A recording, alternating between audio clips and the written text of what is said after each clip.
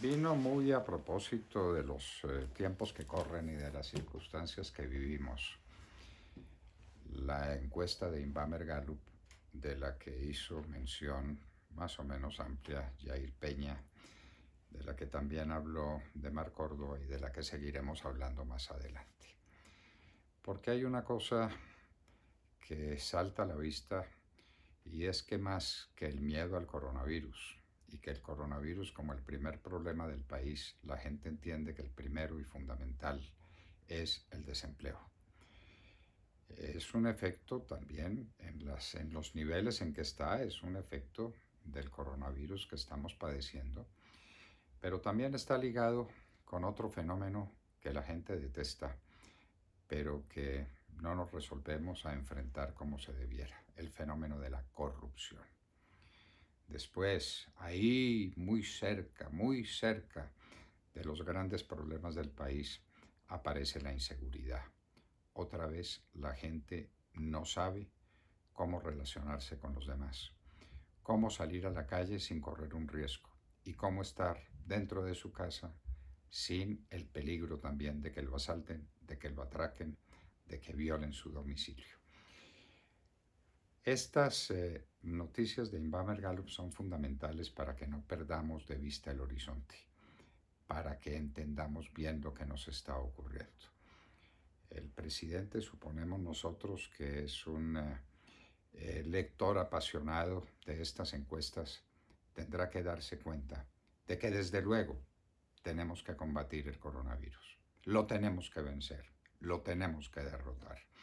Tenemos que ser superior a esa circunstancia y vamos a hacerlo.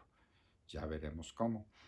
Entre este fin de semana y comienzos de la semana entrante, el propio presidente nos dirá cuándo vienen las vacunas, de dónde vienen, de qué origen y cuándo empezarán a aplicárselas a todos los colombianos, para que en el menor término posible habramos dejado en parte esta pesadilla.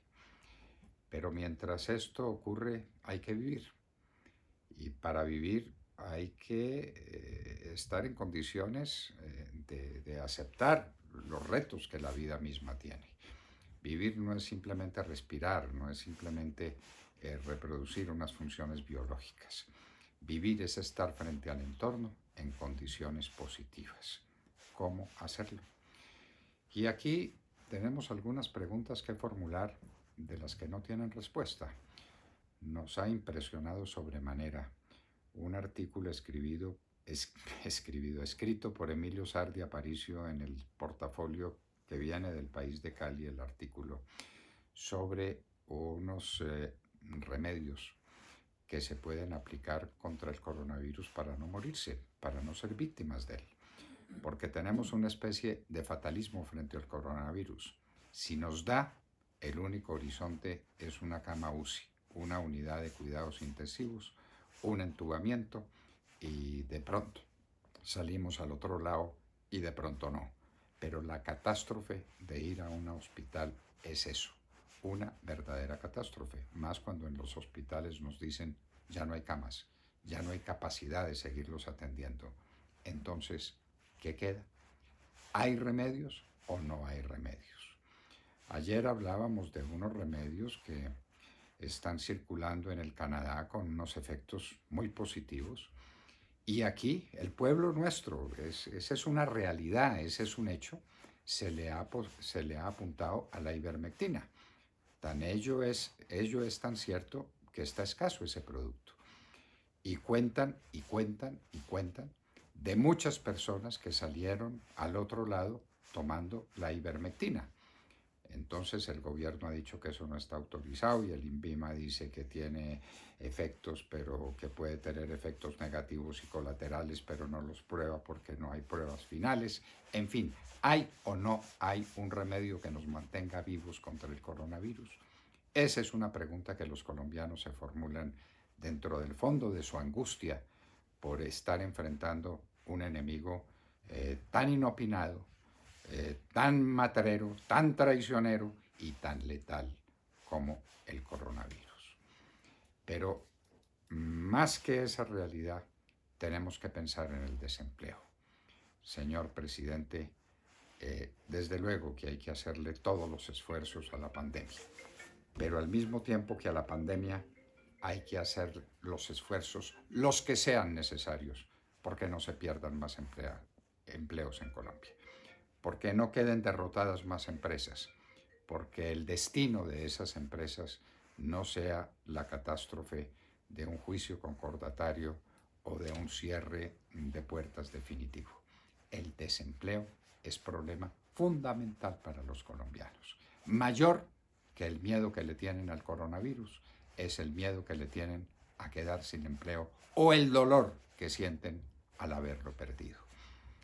Y la corrupción, ese es otro factor, señor presidente, que debe el gobierno que enfrentar y enfrentar con todo vigor.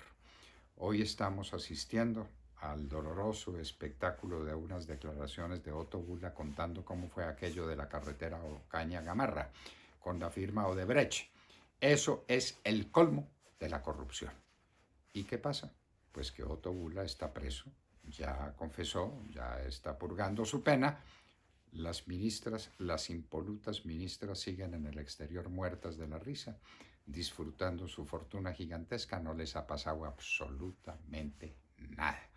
Los señores de Odebrecht vinieron aquí, dijeron que no tenían que corromper al país porque ya estaba corrompido y se fueron y no les pasó absolutamente nada por haber hecho lo que hicieron. Y esto se repite una y otra vez.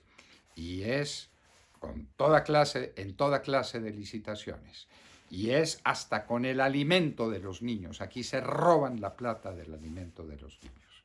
Díganos si el país no tiene que estar hastiado, confundido y repugnado con estos niveles de corrupción. El coronavirus, claro, enfrentarlo y derrotarlo. Y vamos a ello.